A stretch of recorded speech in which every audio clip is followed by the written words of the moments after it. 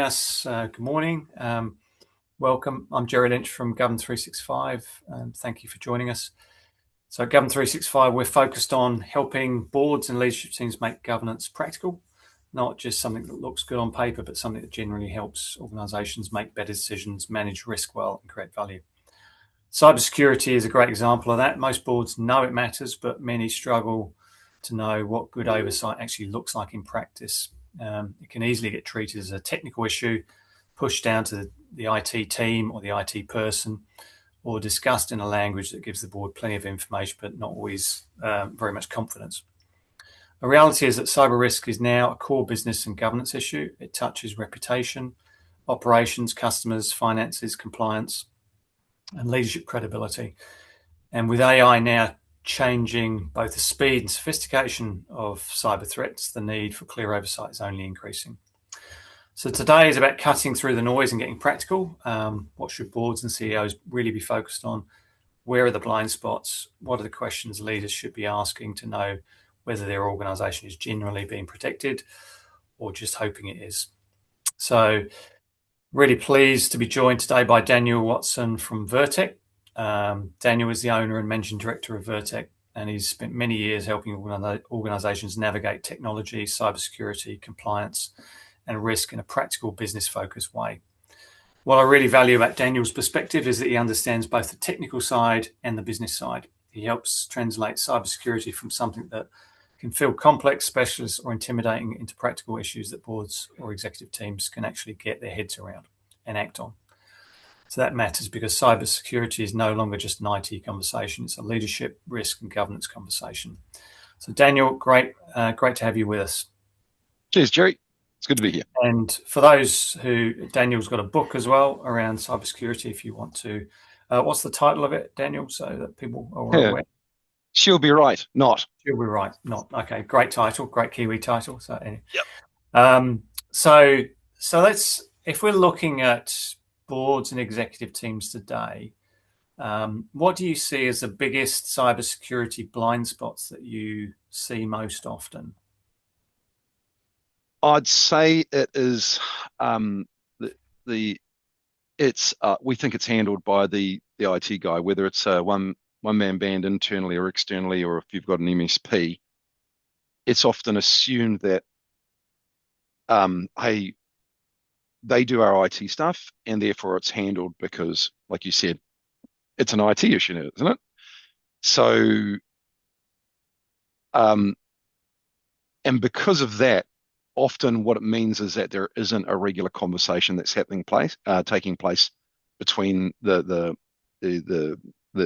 C-suite or the board level across to those suppliers, whether it's internal or external. So lots of assumptions, right? And there's a practical side of that, which is, hey, we've had the same system in place for the last 6 years. There hasn't been any major problems. It's all good, right? Well, no, there's been lots of changes over the last 5 or so years, which means that there's likely a fair amount of updating in order to cover the actual real security gaps. But it's not all technical fixes. Yeah, I could go on, but yeah. I can give you one practical example of my time. I won't mention the company, but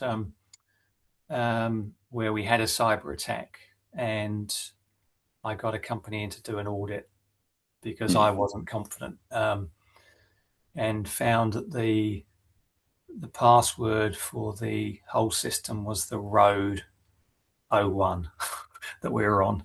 So, right. So it showed the huge vulnerabilities, and the company came in and spotted a whole load of things that were made me very nervous and made me change what I did as a result. So I'm interested from your perspective, if you were observing a board or an executive team talking about cybersecurity and what good would look like, what would you be seeing and hearing? So I'd feel really happy if I saw a board have cyber risk as a line item on their regular risk management discussions. And from there, they were receiving information from management, whether it's IT management or whether it's in-house or from the external outsourced parties that address the direct concerns that the business has identified. So the board's actively having conversations about all risks to the organization, right? Because if you have a board by by default, you've got a bit of way on in the business. You've got some momentum, and you just want to make sure that you don't run into any rocks, which is going to trip the cart over.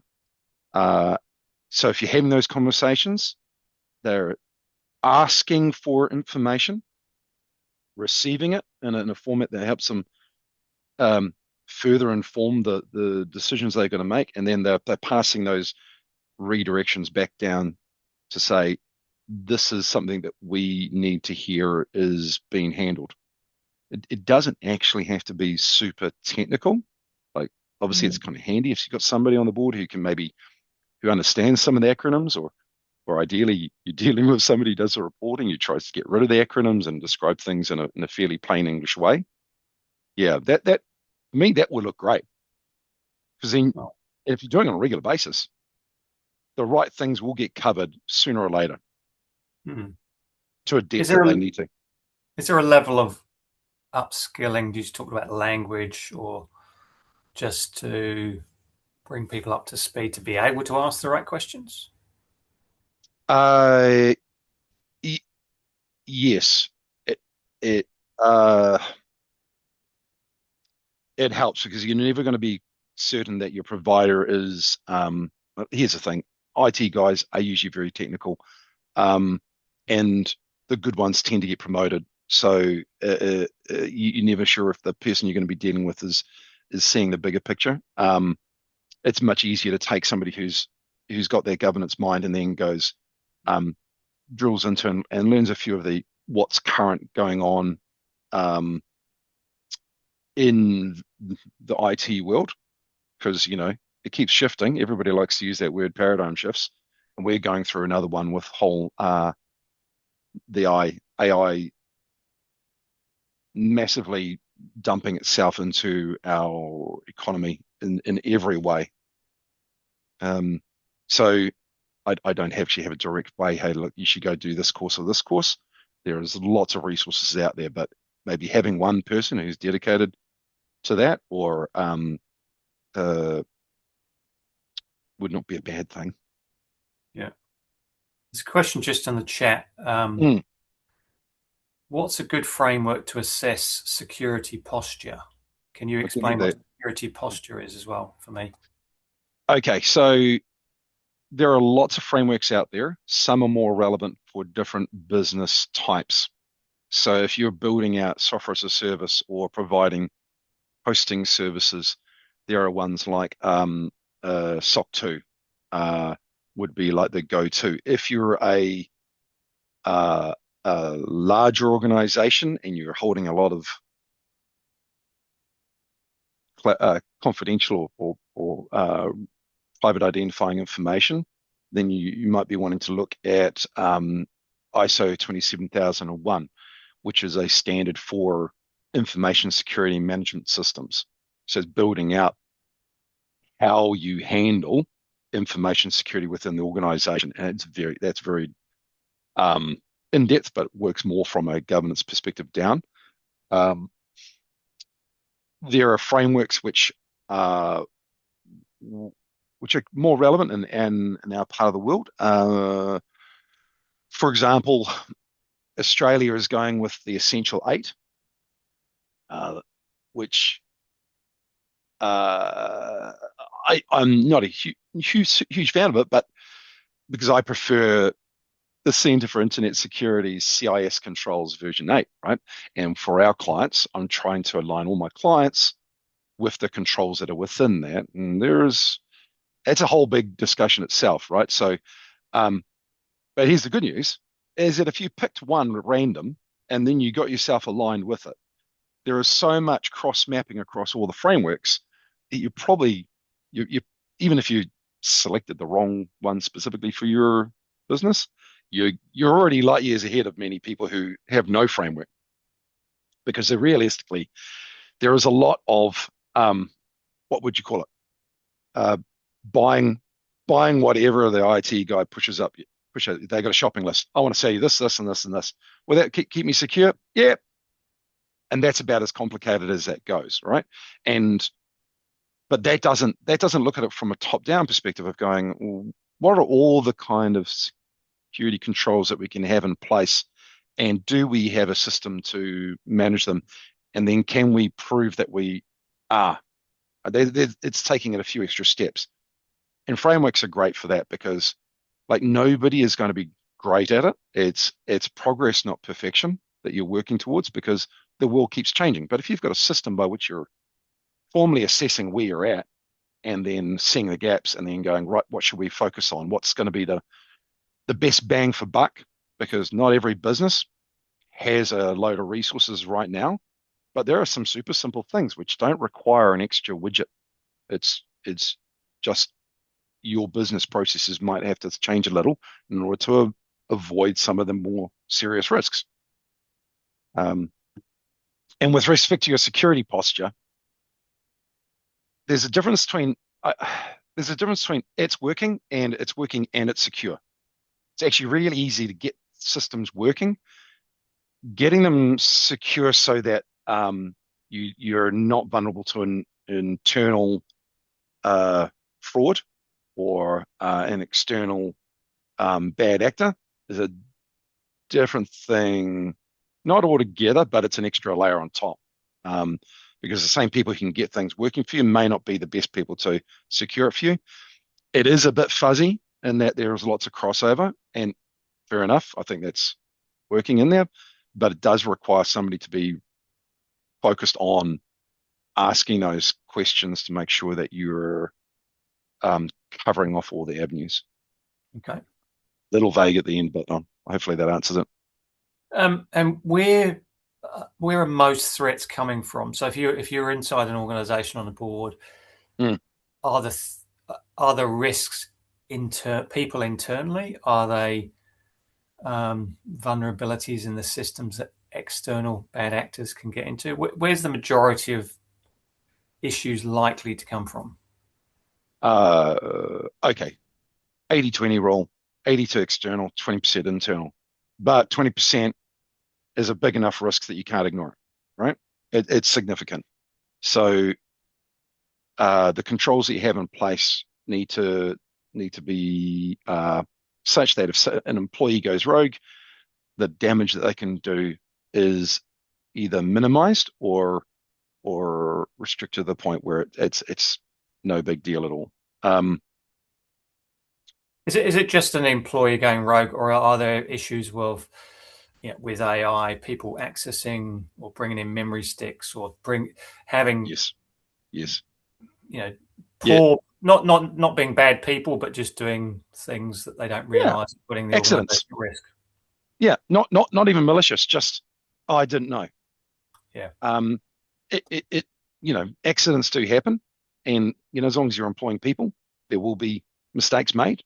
And it's how you reduce the likelihood that something happens is super bad versus, oh, it's a bit of an inconvenience. We've learned another lesson. We'll just further act on that. Um, uh, that said, the external risk is quite wide in scope in that there is low level stuff, which is just um, the constant hail of randomized reconnaissance attacks that people get on their firewalls. It's like a blizzard out there. And then through to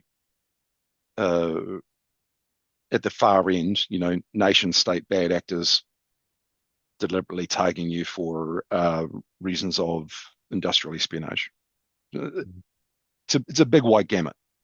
Yeah. Okay.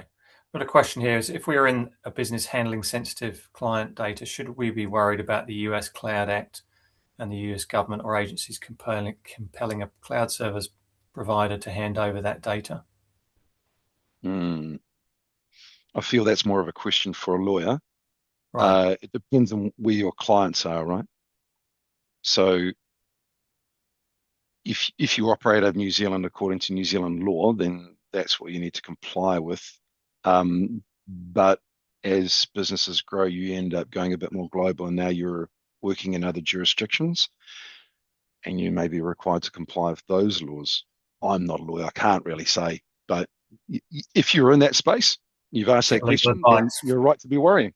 Yeah. And So so, get legal so advice is what get you're saying. legal advice. Yeah, yeah, because it's a real thing. I mean, governments trying to, um, data sovereignty is a real issue, and they're trying to bring everything back into New Zealand. And now Microsoft actually has, data centers in New Zealand. So if you can, I would. Um, if you don't have to be in a jurisdiction where you may have to comply with somebody else's laws simply because when you first started the business, it was only available in a US server or in a EU-based server, then that's something that you need to address. Yeah. Okay.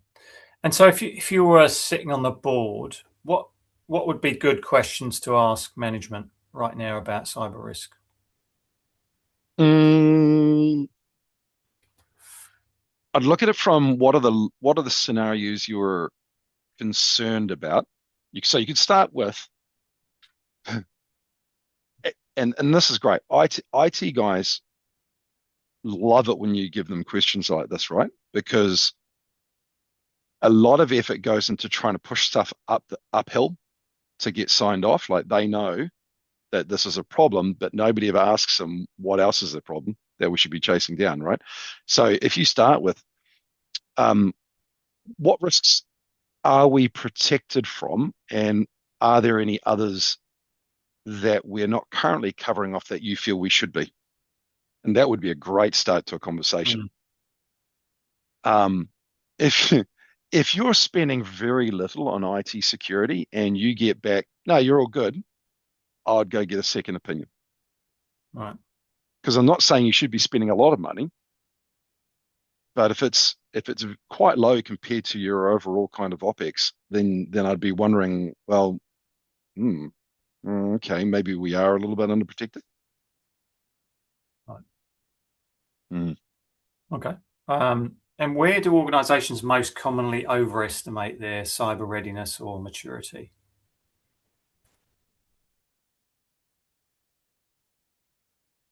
Um, I, I think it's where they think it's got it handled. So they've got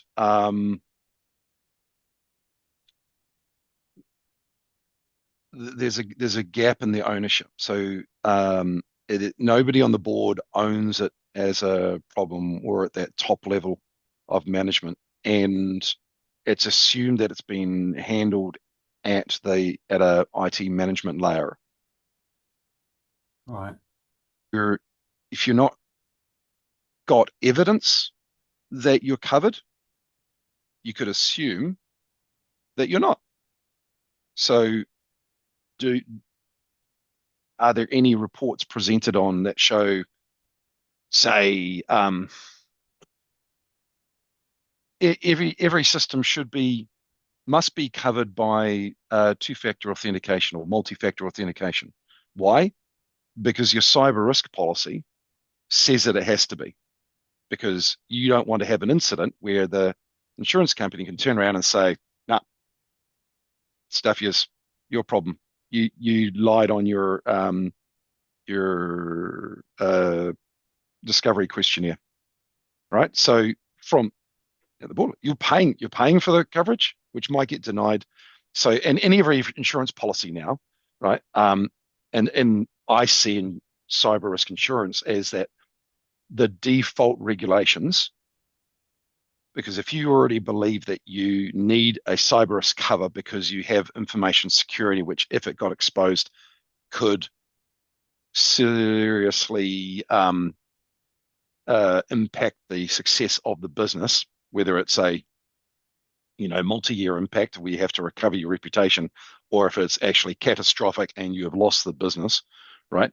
You obviously need insurance. Well, then you need to make sure that you're at least doing what the insurance company is telling you that they're saying is the minimal standard in order to have that insurance. And then if you are not getting the reports that show you that you are covered off on that, then you're just assuming and hoping. And hope is not a strategy. Yeah, that's a good one. The other areas around what boards should think, or how should they think about accountability? So you talked about, what belongs with the board, what belongs with the CEO, what belongs with the executive team, and what belongs with IT. So you talked just now about if there's no name on cybersecurity with the board executive team, that's a problem. But yep, where should accountability lie? Well, if you're, let's put it this way. So let's take a risk. So one of the really common things that's happening lots and lots and lots right now is credential harvesting, where they convince somebody to give away their login and authentication token by getting them to click on a link that looks like it's legitimate. Maybe it could be board papers, it could be the real estate transaction, need to sign this off to approve the next step of this. You go in there, you put in username and password, and it's passing it through to Microsoft Office 365. And when you put the password in, it passes it through, and then it passes back the authentication token request, and then you give it the authentication token, and great, now they've got access to your Microsoft 365 environment. Now that's just the start, because from there they're going to look around for can we get access to the conversations where supplier invoices are being paid, right? And if they can get access to that chain, then at some point they're going to try and alter it so that they can put their bank account number on it. You've probably heard stories like this, heaps of them, right? It keeps going on and on. Now, it's not the IT department's responsibility for the accounts team to follow the process, which we all should know by now. You must two-factor authenticate using a human the change of any bank account number, right? Because here's the thing, regardless of what all the IT-based security goes in place for that particular attack, all they just need to have done is convince the person who puts in the bills to change a number in the billing system, and they get their money. And there's lots of different ways you can do that are non-technical. But if you have a process that is followed by everybody and you've trained it into them, they understand the importance of it, and they do it every single time, then the bad guys can hack everything, but they don't get the cash. Oh. So you obviously you've got other problems then, but at that point, I dealt with a company that sent 400,000. Like, this is a 22-person company, so not huge, not micro. They've got a bit of weight on the environment if they're having to spend 400K on hardware. The bad guys had already had access of the accounts team's mailbox for several months, and they'd even gone to the stretch of like buying a domain name for their main supplier that was one letter out, attached to somebody else's Microsoft 365 account, and they carried on the conversation. And they were deleting anything that came from the actual suppliers, copying it and sending it from their own mailbox. So from the end user's perspective, at no stage did anything fishy happen.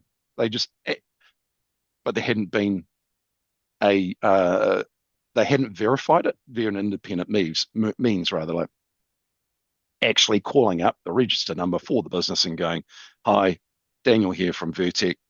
I've had an email saying you've changed your bank account number. I just wanted to verify that." Yeah. No, that's not us. Oh, yeah. Because you should know, whether the person sounds right. It doesn't hurt to pick up the phone and call people. I know everybody wants to automate everything, but I think certain things, when you're chucking money around that large, you got to have some kind of process in place, or else who knows? Yeah. So what you're saying is probably understand the key processes which bad actors would like to get to, which is bank accounts or anything where you're money's changing hands and make sure the processes are robust in those situations. Yeah. So you could also go as far as like, if the crown jewels in your organization is your customer list, right? That's the thing that if that got out, that would be dangerous, right? You would either because it carries with it certain privacy information which have to be holding for these people, could be health records and that. Who owns that data in the organization? Don't say the IT manager, right? Who owns it? Who's responsible for that being protected? That it is, and another way of looking at that is CIA, that it remains confidential. It is it is maintaining its integrity, so it's not being messed with, and that it's available when you need it, right? That CIA is kind of like breaks down some of the sub elements of IT security and resilience, because it's not just that the data is available, that it's also the correct data and it's not being exposed unnecessarily. So What was the C again? Sorry. CIA, confidentiality, integrity, and Confidentiality. availability. Yeah. Cool. Yeah. So that's because security is just too broad. And you break that down, you go, okay, that makes sense in our business more than this and this, but which of those is the most important? So having data owners, in the same way when you're selling software or something like that, there's usually going to be a product owner for a particular application that you're trying to take to market, and that they're not responsible for doing the security, but they're responsible for making sure that it is good. And that's not an IT position. Yeah. Where that sits in your org chart could vary, but yeah, no, that's good. So if you're a relatively small organization, you've got limited time and budget, what are the highest value things that boards and executive teams should make sure are in place first? mm, um, I would so multi-factor everything. Right. I'd also then go with um, implementing conditional access rules. So because nearly everybody's got almost everything in the cloud right now, the thing that drops out of that from a visibility perspective is where are people accessing that data from? If all of your people are inside of New Zealand, why on earth would you allow somebody to log into it from Kazakhstan, Uzbekistan, Nigeria, Kenya, the Netherlands, right? Don't need to. It's possible to lock that stuff down to just New Zealand. Furthermore, you can take that to what devices are allowed to connect to our data as well. Okay, but that it takes an extra step. So MFA everything. I would be making sure that you understand the actual time it would take to get your systems back up online again if a meteor took out your building um, or a bad guy got in and took control of your systems and wiped everything, whether it's ransomware or something else. Because if you ask that question and they say, oh, yeah, we'll be able to do that in 2 to 3 weeks, and in that time your business evaporates, then obviously that's not appropriate. All right. So there's recovery time How objectives. would you know that the answer to that question in terms of how long to get back up and running? We might want to have like a set a routine where from the board perspective, hey, the latest business continuity test was a success. It took us 4.5 hours. Is that okay? Hmm. The business makes that decision, not the IT team. But if the business says, um, you know, we wish to have a 1 hour return to business as usual recovery objective, but you're spending $500 a month to protect your 14 server loads, then you're probably not going to get that. It's like, put it in perspective. Once you've said that's our objective, then it's up to the IT management level to figure out how to do that, and they'll come back and say that's just not doable. You're having a laugh, mate.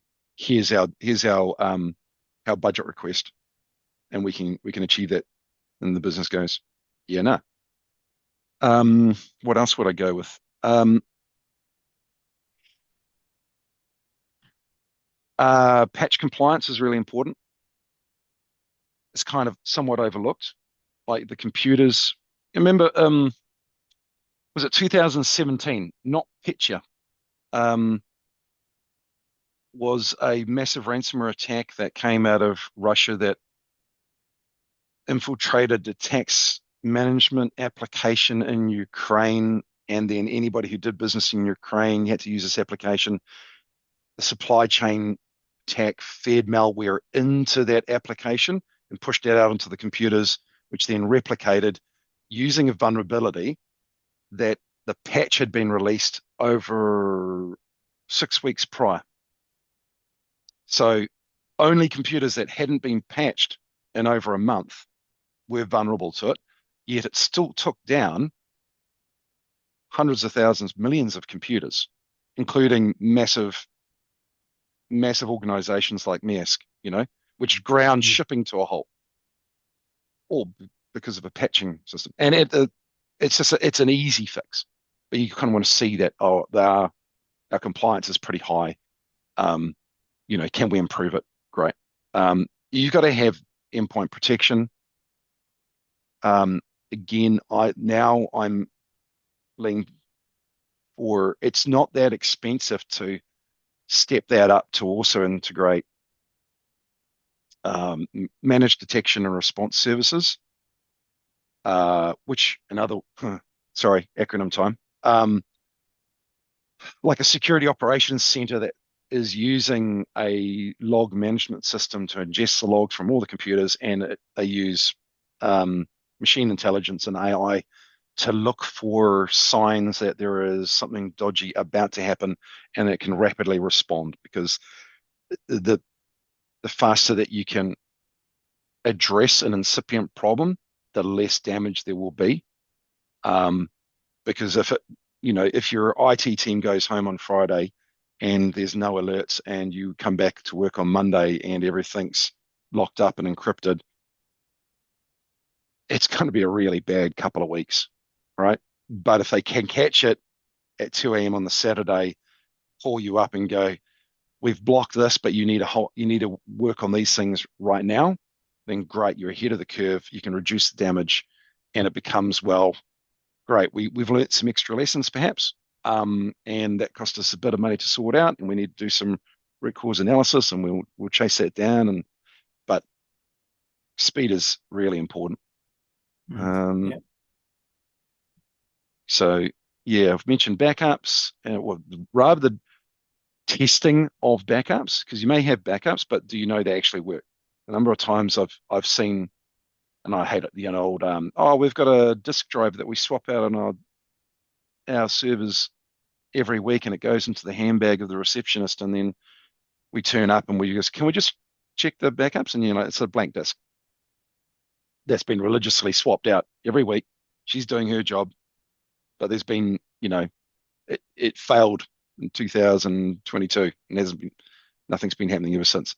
That stuff happens way too often because Mm. there's an assumption that it's there. They got a backup success, but it's not backing up the key bit of data that you actually care about. That's unfortunately quite common. Um, so email, email is the biggest vector.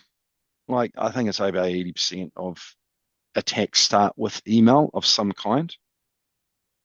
It's not always going to be a malicious link.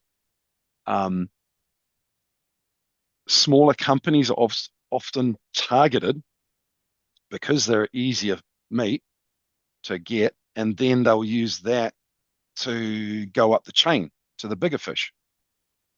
So lots of people will whitelist emails from their, most important clients or suppliers because they need to get that information through, which also means sometimes some of the checks for malicious stuff will come through unchecked, and there you go. You're now starting it. So and because it's gone through, or it starts with an innocuous email that's not from a dodgy account, it's actually from somebody you know.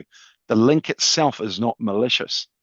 The payload that the link goes to is not malicious. It's not going to get called up. There's none of these things are going to trigger like if it's a day zero. It's not going to trigger anything that a tool that you've got installed. You yes, you have to have the email protection, but then one of the other best things you can do is actually put everybody in the company through a cybersecurity awareness training program. Because ultimately, it's their person with their finger hovering over the mouse, deciding on what they're going to do with that. And do they know what to do if they think it's malicious before they've clicked it? And do they know what to do after they've clicked and realize that it was? Do they just lift up the carpet and try and sweep it under there and pretend they never saw it? Or are they too shit scared to?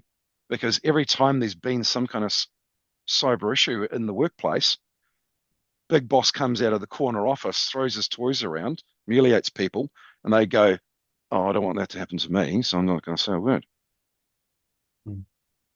And that particular thing is really damaging because one, it's probably got Mm. quite an unhealthy workplace for other reasons. Talk to your HR people, but two, I've seen it in the army where that same attitude translated to somebody drowning after a life jacket was being used on an exercise where the CO2 canister had already been expended. And because there had been bollockings going on, when one got expended accidentally, what do?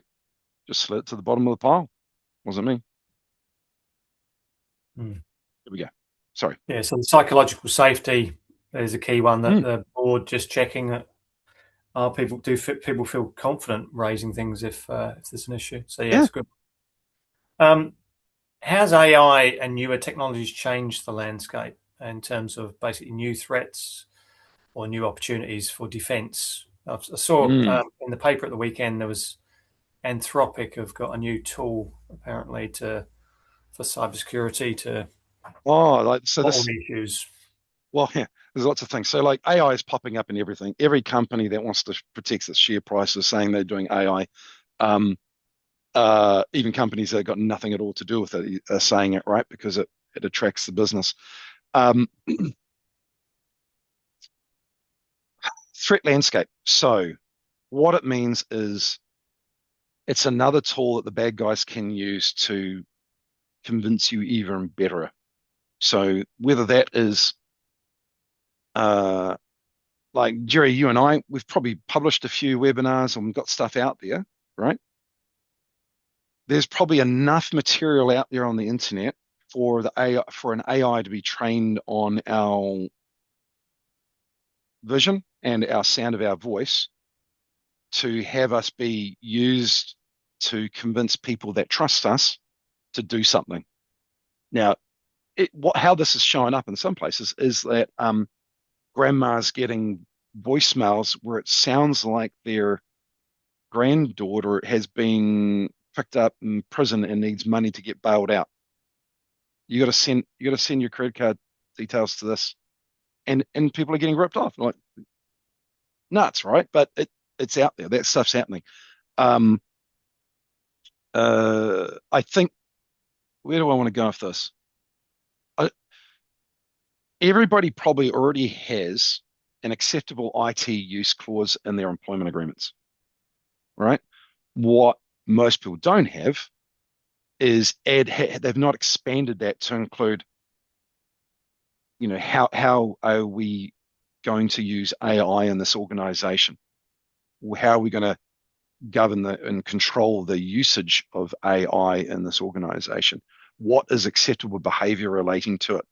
All right. I've been going through my clients and just offering them, here is a template. Read through this, kill out the sections that don't relate to you, use that, get people to read it, sign it, build it into your employee handbook. Because if you don't have a policy for it, the default stance by young keen beans in the workplace is that they will find a way to do their job better. And, like, I don't know, 10 years ago, 10, 15 years ago, the worry with, because this comes under the classification of called shadow IT, the IT that is happening, but the IT department didn't mandate it or install it. So people going, oh, there's a great drawing application. Jesus, costs $1,000 for a license. Boss is not going to sign off on that. What if I can find a cracked free version on the internet? They go and download something in the old days. That might be the cause of or vector for ransomware or malware in your organization. Now, people are using free AI tools to write their emails, right? Or summarize this spreadsheet or document. Now, if you're using a free tool, in the terms and conditions does anybody read them? It's the greatest lie on the internet. I, tick the box that says I have read and understood the terms and conditions of this agreement. Yeah, and then they go on to use the tool. What if most of the time it's like if it's free, you're the product, and anything you submit to it is the product. You're training their tool. And one of my clients is an accounting firm, just took on a client, and out of curiosity, he started using the generic AI tools to see if he could find out any information on this client, and lo and behold, he got a set of financials. Wow. Yeah, which meant that the previous provider, somebody in their team, was using free AI tools to do some of the financial analysis as part of their service.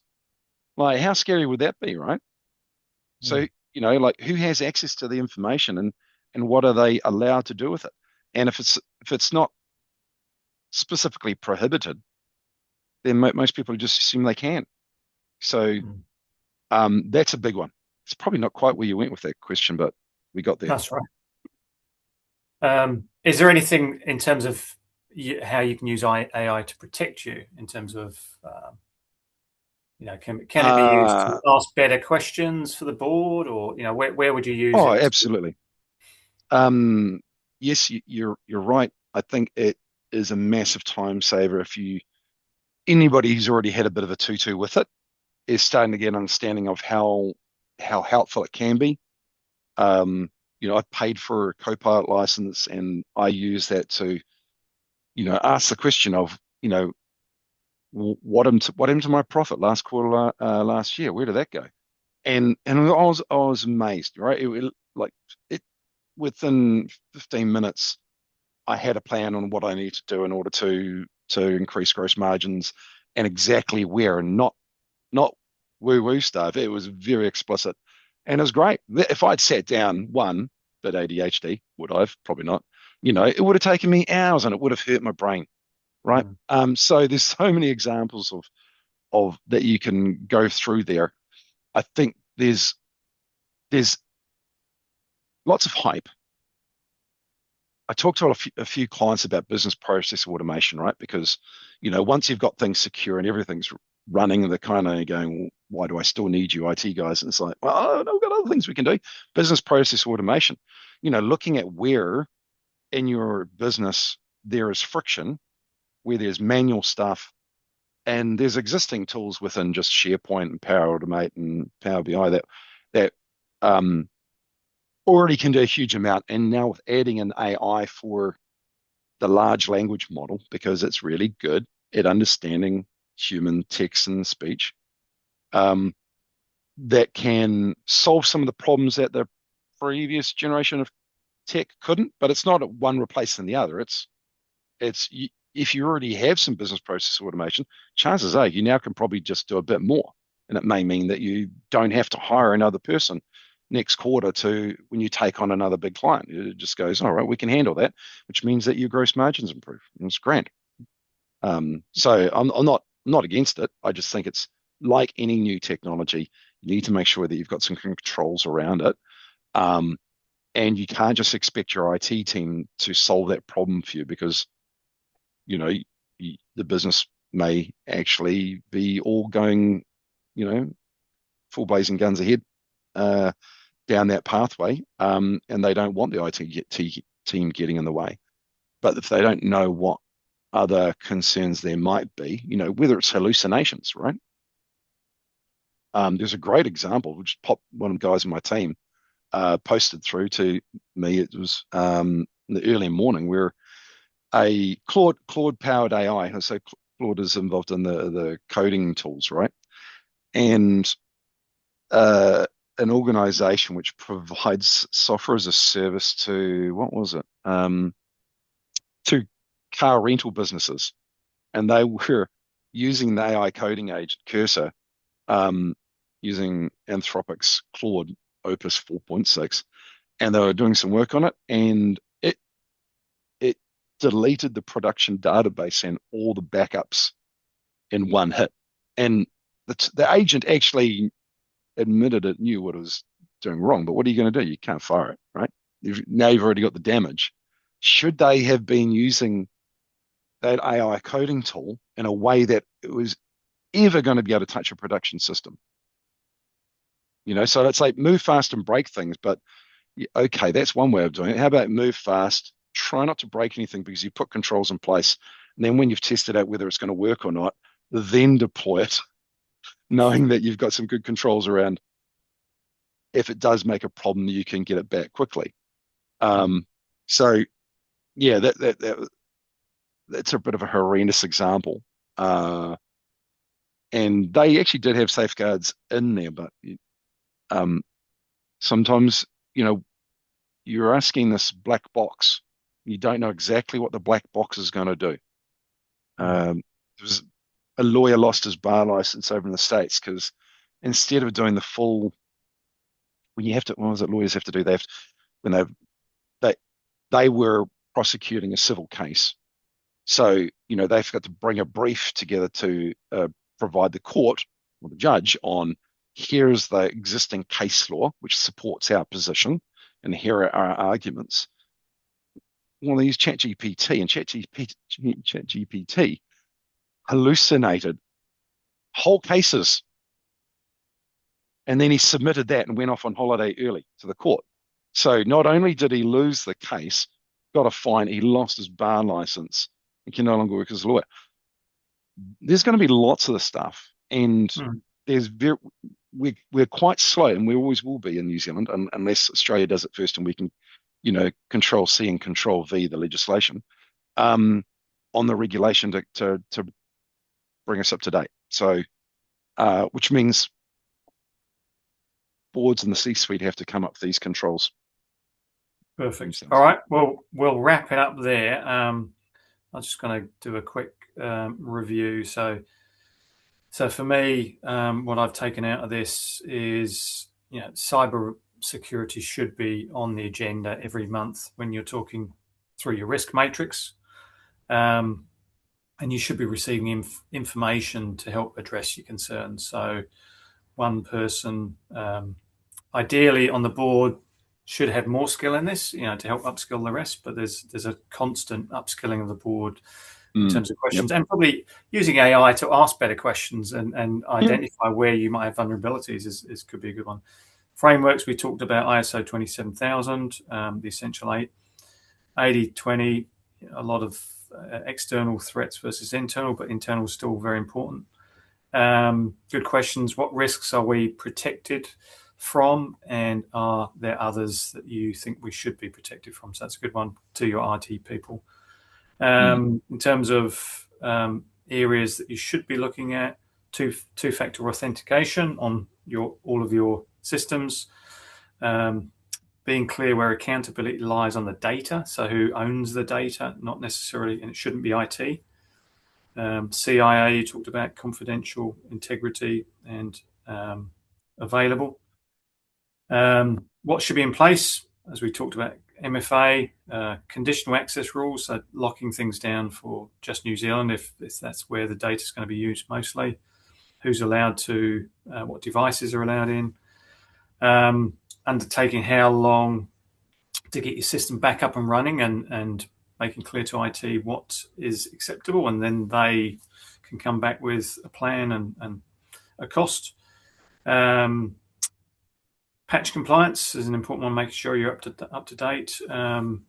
Manage detection services. Make sure your backups actually are happening and work. Email is the biggest vector where threats coming in. So again, make sure people have the cybersecurity awareness training so that they know what to do. And also importantly, psychological safety. Make sure people can raise threats safely. So hopefully I've captured a few things there. Daniel, thank you very much. It's been hugely valuable. It was one thing which had just occurred to me is that one of the things I'm trying to get all my clients to come around on is incident response plans. Yeah. So this is probably we have to talk about this quickly. Is that if something bad happens and the plan is call the IT guy, then you probably have a bit of scope for doing a little bit more work there to detail that out. Yeah. So incident response plans, ideally, it is something where key personnel within the organization know their role. And if they're not available, who else in the team has an idea and knows who to call, when to call, um, including like at what level do you actually need to throw the flags up and um, treat this more seriously? Who needs to be have the information escalated towards? Generally, it's not like a huge complicated plan, but by having even a simple plan with some key context like your lawyer, the PR person, the insurance broker, the incident response team, the IT management in there and available. Because what if the systems all got locked out? Mm. Saying that's in my email, I'm like, well, your email, you don't have your email available to you, and that might be another brings me on to another idea is having um like a quick tabletop exercise around the board meeting. Where you get a few key personnel and go, all right, there has been we've just discovered that $700,000 is missing from our bank account, or rather, we've been told that the 700K that we sent to our supplier didn't go to them. Now what? Ooh. Now, Yeah. yeah, develop on that Running an idea. exercise simulation. Yeah, that's a good idea. Yeah. And actually Have having an a incident response plan. Then you'd go, oh, well, I'd get that off. Well, yeah, what I need to do is checklist. yeah, yeah, that's good. And so thank you again. Really practical and relevant.